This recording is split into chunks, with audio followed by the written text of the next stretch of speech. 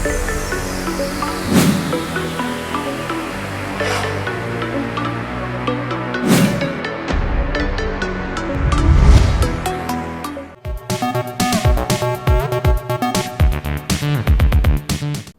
Hello welcome to best of the day. మరి ఈరోజు best of the డేలో కొత్త విశేషాలతో పాటు కొన్ని ఆసక్తికరమైన నిజాలు మరియు చరిత్రలో ఈరోజు జరిగిన ముఖ్య సంఘటనల గురించి తెలుసుకుందాం. Let's start the programme.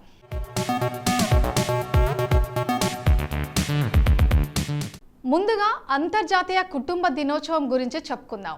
కుటుంబం తరతరాలకు తరగని బంధం. సామాజిక జీవితంలో అత్యంత ప్రాధాన్యమైనది కుటుంబం. మనిషి మనుగడకు మూలం అక్కడి నుంచి మొదలవుతుంది. తరతరాలకు తరగని అనుబంధాలతో సాగుతుంది.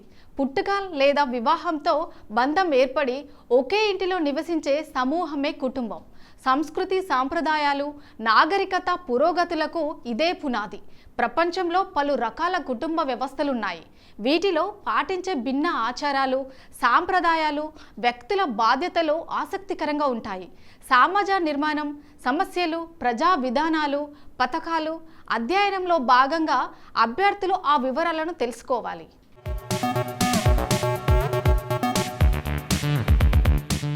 కుటుంబం ఒక విశిష్ట సంస్థ. వివిధ పరిస్థితులు, సందర్భాలకు అనుగుణంగా కుటుంబం వ్యక్తిగతమైనదిగా లేదా ప్రజలకు సంబంధించిందిగా మారుతూ ఉంటుంది. మన జీవితంలో అధిక భాగం కుటుంబంతోనే గడుస్తుంది. మానవ సామాజిక జీవితానికి పునాది కుటుంబ వ్యవస్థ. దానికి వివాహం పునాది వేస్తుంది. ప్రపంచంలో కుటుంబ వ్యవస్థ లేని సమాజం లేదు. వ్యక్తి సమాజానికి కుటుంబం ఒక ముఖ్యమైన సాంఘిక సమూహం. ఈ ప్రపంచంలోని ప్రతి వ్యక్తి ఏదో ఒక కుటుంబంలో భాగంగా ఉంటాడు. మన జీవితం మొత్తం కుటుంబంతోనే ముడిపడి ఉంటుంది. కుటుంబం ఒక విశిష్ట సంస్థ. వివిధ పరిస్థితులు, సందర్భాలకు అనుగుణంగా కుటుంబం వ్యక్తిగతమైనదిగా లేదా ప్రజలకు సంబంధించిందిగా మారుతూ ఉంటుంది.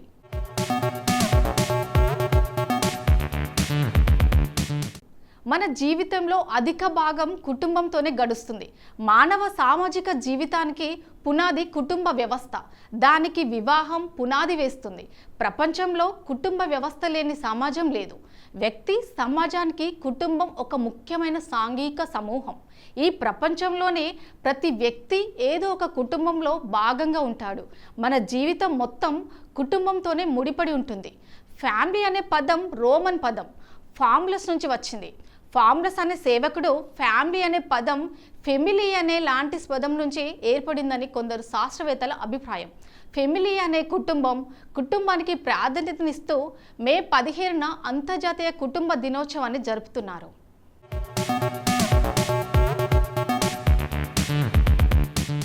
కుటుంబాలు అనే భావన గురించి మొదట చెప్పిన వారు అరిస్టాటిల్, ప్లేటో. నేటి సమాజంలో కుటుంబం అంటే భార్య, భర్త, వారి సంతానం మాత్రమే. 19వ శతాబ్దం తొలి రోజుల్లో ఆదిమ సమాజంలో కుటుంబ వ్యవస్థ ఉందా అనే చర్చ బలంగా వెలుగులోకి వచ్చింది. ఎగోల్స్, కార్ల్ మార్క్స్, మెర్గోన్ లాంటి శాస్త్రవేత్తలు కుటుంబం ఒక పరిణామ క్రమంలో బలపడిన బంధంగా భావించారు. సామాజికంగా ఆమోదం పొందిన స్త్రీ పురుషుల ప్రత్యుత్పత్తి లేదా జీవ వ్యవస్థను కుటుంబం అంటారు.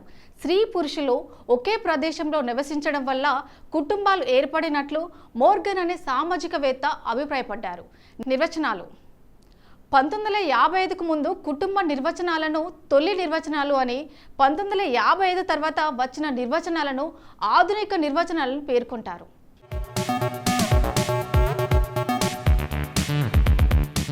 తొలి నిర్వచనాలు: వైవాహిక సంబంధాలు, బాధ్యతలు, విధులు కలిసి నివసించడం, తల్లిదండ్రులు వారి సంతానాల మధ్య పరస్పర సంబంధాలు అనే వాటిపై ఆధారపడే సమూహమే కుటుంబం. రాబర్ట్ హెచ్ లూయు వివాహం, తల్లిదండ్రుల విధులు, బాధ్యతలు, వారి సంతానం కలిసి నివసించడమే కుటుంబం. రాల్ఫ్ లింటన్, లూయు లింటన్ల అభిప్రాయం ప్రకారం కుటుంబం ఉనికి సర్వసాధారణమైంది. జార్జ్ పీటర్ ముర్దాక్ అనే మానవ శాస్త్రవేత్త 192 సమాజాలను పరిశీలించి ఒకే చోట నివసించడం, ఆర్థిక సహకారం, ప్రత్యుత్పత్తి అనే లక్షణాలను కలిగి ఉండే సమూహమే కుటుంబం అని అభిప్రాయపడ్డాడు. ఆధునిక నిర్వచనాలు వివాహం, చట్టబద్ధమైన పితృత్వ మాతృత్వాలు, దంపతులు పరస్పరం ఒకరిపై మరొకరు లైంగిక పరమైన ఆధిపత్యాన్ని కలిగి ఉండటమే కుటుంబం. లీచ్.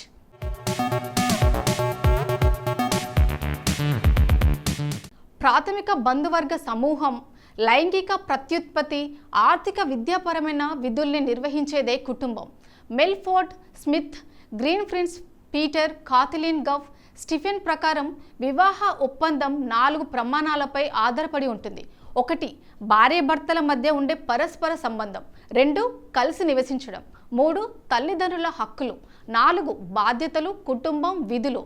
జార్జ్ ముర్కట్ ప్రకారం దైహిక విధులు లైంగికపరమైన ఆనందం, సహచర్యం, ప్రేమానురాగాలను తృప్తిపరుచుకుంటూ సంతానాన్ని కని వారిని సంరక్షించి బాధ్యతాయుత సమాజ సభ్యులుగా తీర్చిదిద్దడం. సామాజిక నియంత్రణలో కుటుంబం ప్రధాన పాత్ర పోషిస్తుంది, సంస్కృతిని నెరవేరుస్తుంది. పరస్పర మైత్రి, అన్యోన్య సహకారం, రక్షణ సామాజిక నియంత్రణను కలిగి ఉంటుంది.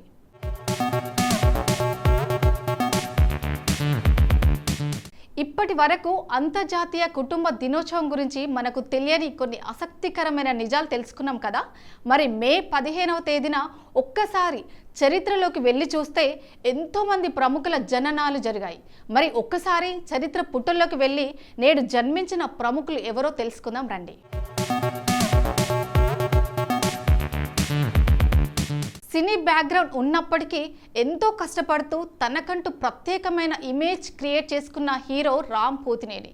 క్లాస్ అండ్ మాస్ అనే తేడా లేకుండా అన్ని రకాల సినిమాలు చేస్తూ ఎనర్జిక్ స్టార్గా పేరు సంపాదించుకున్నాడు.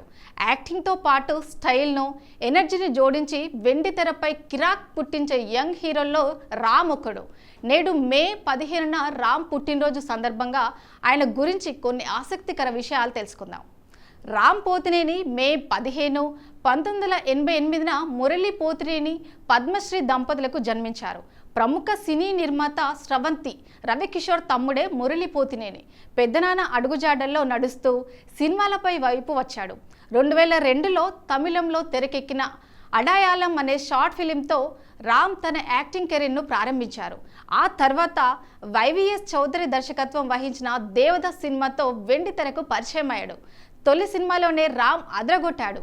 తన నటన, డాన్స్కు తెలుగు ప్రేక్షకులు ఫిదా అయ్యారు.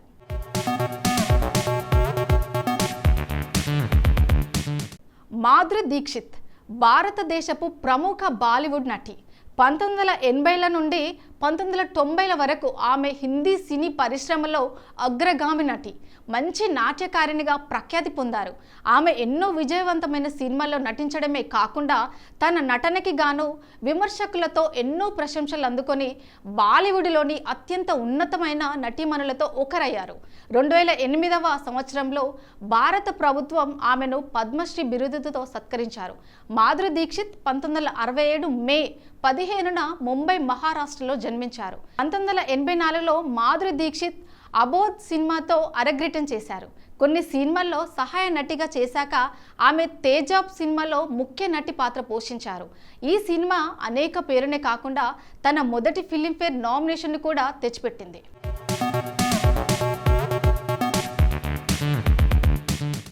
షైనీ సూరజ్ అహూజా బాలీవుడ్లో పనిచేసిన ఒక భారతీయ మాజీ నటుడు. అతను 2006లో హజారోఫ్ పైషన్ ఐసీ చిత్రానికి ఫిలింఫేర్ ఉత్తమ పురుష తొలి చిత్రం అవార్డును గెలుచుకున్నాడు. ఆ తర్వాత Gangster, Woh Lamhe, Life in a Metro, Bhool Bhulaiyaa, Welcome Back వంటి అనేక విజయవంతమైన చిత్రాలతో నటించాడు. అహూజా 1973 మే 15న న్యూఢిల్లీలోని పంజాబీ కుటుంబంలో జన్మించారు. కళాశాల పూర్తి చేసిన తర్వాత అహూజా పెప్పీ కోసం తన మొదటి వాణిజ్య ప్రకటనను పొందాడు. ఇది తక్షణమే అతని అగ్ర ప్రకటన ఏజెన్సీల పరిశీలనలోకి తెచ్చింది. ఆఫర్లతో నిండిన అతను ఆ సంవత్సరంలో క్యాడ్బరీస్, సిటీ బ్యాంక్తో సహా 40కి పైగా ప్రకటన చిత్రాలలో పనిచేశాడు.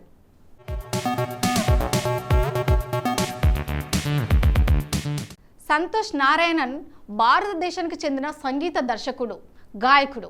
ఆయన 2012లో ఫా రంజిత్ దర్శకత్వంలో విడుదలైన అట్టకత్తి సినిమా ద్వారా సంగీత దర్శకునిగా సినీ రంగంలోకి అరగ్రేటం చేశాడు.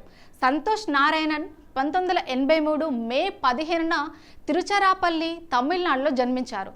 2012లో పా రంజిత్ దర్శకత్వం వహించిన తమిళ చిత్రం అట్టకత్తి ద్వారా ఆయన స్వతంత్ర సంగీత దర్శకుడిగా అలగ్రేటం చేశారు. తన స్టూడియోలో పనిచేయడం చూసిన నిర్మాత సివి కుమార్ ద్వారా ఆయనను ఈ అవకాశం లభించింది.